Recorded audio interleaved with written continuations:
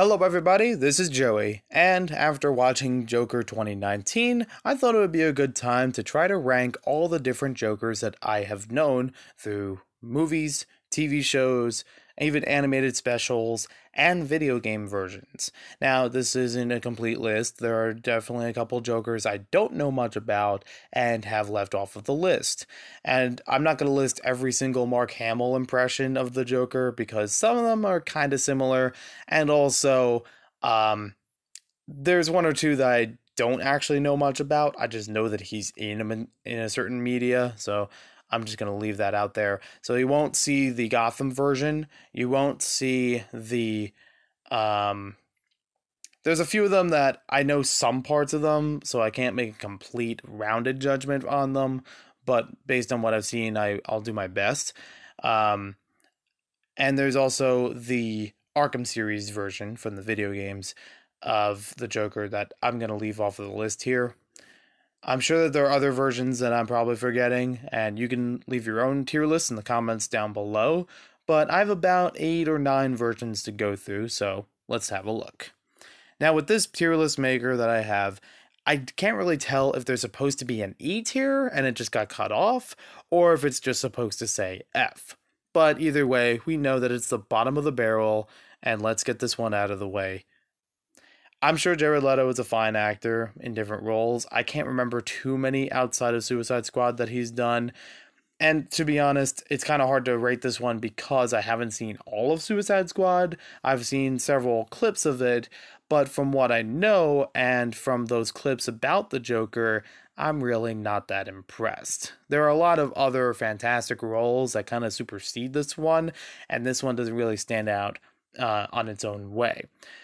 I'm also not a fan of the design of him. It just seems kind of trashy and not as genuine as other versions of the Joker.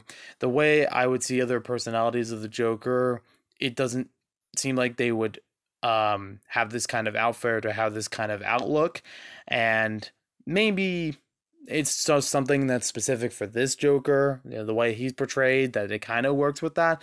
For me, I'm just not that big of a fan of it.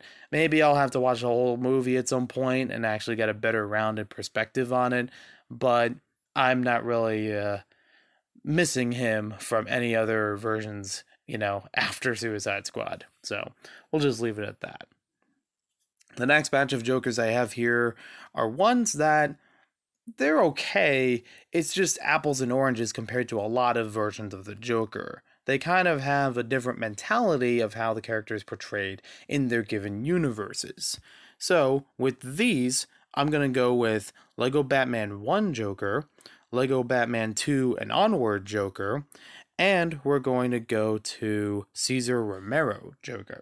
Cesar Romero, I've only seen the a handful of the 60s Batman TV show episodes, and that was after, and long after, mind you, seeing the 60s Batman movie. That was my first introduction to any Batman characters outside of Batman himself, really. To see any of them in any media, I started with the 60s. And from what I recall, that version of the Joker is, like the other ones, very basic. They're supposed to have no real backstory to them or any real depth or any sympathetic feelings. They're just they're just silly criminals. And a lot of the Batman characters in these media, in these universes, are portrayed like that. For the Lego Joker ones from the Lego Batman video games, it makes sense because it's in a kids audience. You can't have a lot of ideology into them for kids, especially violence. And, well, it just makes it more colorful than anything. With the 60s Batman Joker, I could see why that works that way because it was just an earlier time. It wasn't really developed that much as a character through any comic book or film adaptations up to that point. And early on, he was just treated as just another goofy villain. You know, he just had a motif to him, like a lot of villains did for early Batman.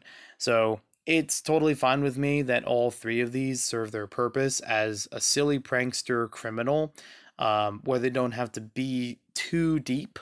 I will give credit to the Lego Batman 2 Plus Joker, because the one in the middle in this picture, because that one actually has a bit to his character, especially through his voice acting. I think they did a really good job with the voice actor for it, and it stands out as actually seemingly intimidating, even though he's still very goofy at best, but still like kind of focused and determined, you know?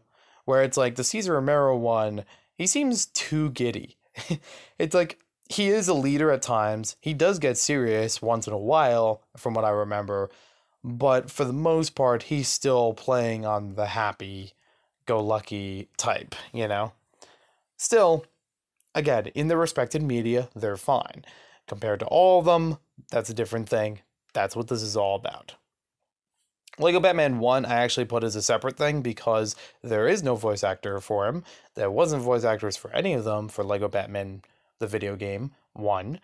And it's slightly different compared to the Lego Batman 2 version plus, where this one, he's not as manipulative, he's not as intimidating, he is closer to Cesar Romero, and I just thought that might be fun to throw in there. And also, one of my favorite faces from the Lego Batman video game with a disappointed Harley Quinn after looking in the barrel.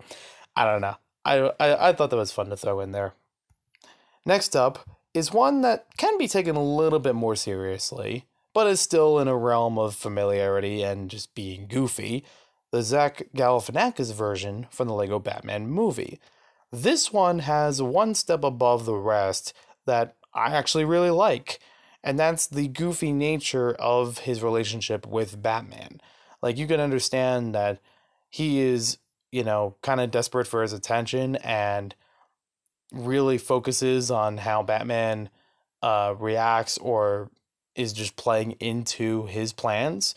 So I do like how he's portrayed there. I wouldn't say he's really much more intimidating. If I were to say it based off of that, I would say that the Lego Batman 2 Plus is more intimidating. But he still has good lines. He still has some clever wordplay. So I'll give him some credit for that. And hey, he's able to get a lot of villains together for a big heist. I mean, we're talking Z-list villains, even though he does betray them later in the movie and goes for all the Warner Brothers properties, which is kind of weird, but kind of cool. But I digress. So yeah, this one's pretty neat, and he again does really show some intimidating leadership. Now, next up on the list is one that I kept tossing around. Is either I put 1 in the B list and 3 in the A, or vice versa. 1 in the A and 3 in the B. So for here, I'm going to put Jack Nicholson's portrayal of the Joker from Batman 1989. This one is more intimidating. This one is actually kind of a glorified crime boss. Again, he does have some insanity to him. He does have some unease, and there are, you know, handfuls of pranks that go along with it. But I'd say he's probably the more serious version of some of the other Jokers we've seen thus far. He's one that actually wants to get things done, actually is concerned with Batman, but not in a super extreme relationship kind of way. But still, like, he knows he's a threat and he wants to do what he can to work around him. These have got a really good portrayal. I'd like to watch that again real soon, actually, because the first time I saw it, it was pretty neat. It was pretty cool, especially when I've already seen Jack Nicholson in other roles. It kind of seemed like a natural fit. It seemed like he acted very well for an intimidating crime boss Joker. Because really, I can't think of him as too insane. He just seems like a little bit more calculated compared to other Jokers. And then we go into the A list where, like I said, I was going to have 3 listed in here. So, bing, bang, boom. We have Heath Ledger Joker from The Dark Knight. And we have 2 of the Mark Hamill portrayals, which are from the animated series and The Killing Joke. I'm dividing these two, even though they're the same voice actor, because there are some differences between their personalities.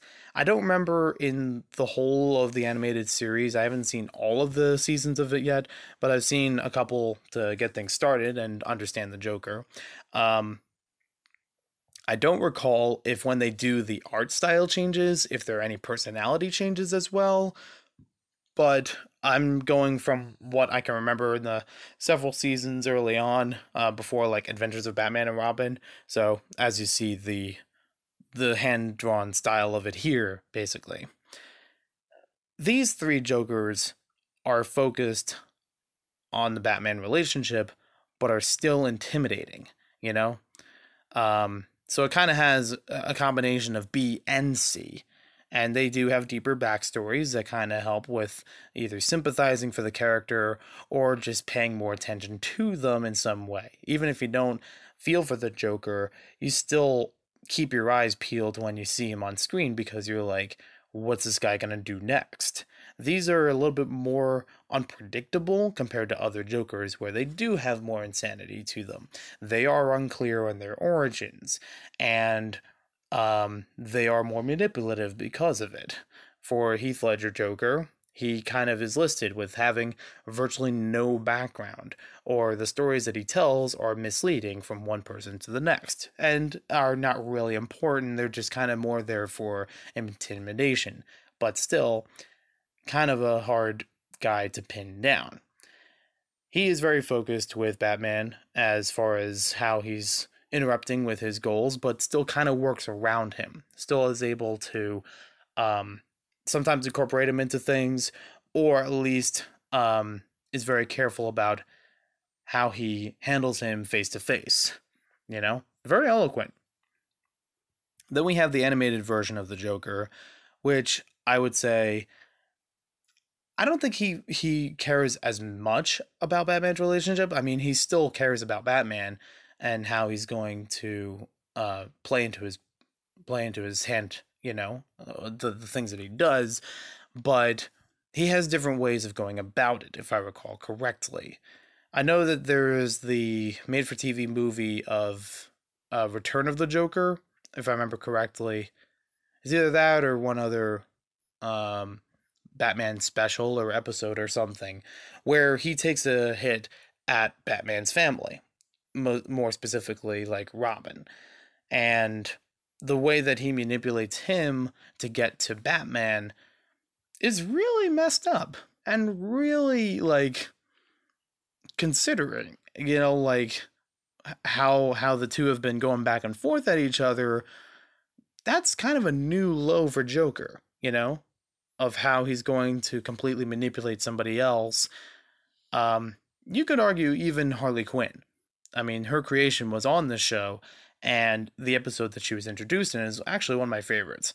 The fact that he manipulates her, whether he wants her on her side or not, is, kind of wishy-washy. It's like, well, kind of, but maybe a little bit too far, because she really not only sympathizes with him, but also is basically in love with him, and he never returns that. So, I don't know. But still, that's something that's unreliable information that he's using as a tactic to get to what he wants. Then you have the Killing Joke, which out of these, I kind of like a little bit more than the rest, but not enough to move to its own tier. And with the Killing Joke Joker, this one you actually get some backstory. It is kind of misleading, though, because he says, "Sometimes I remember it one way, sometimes another." We all know that quote.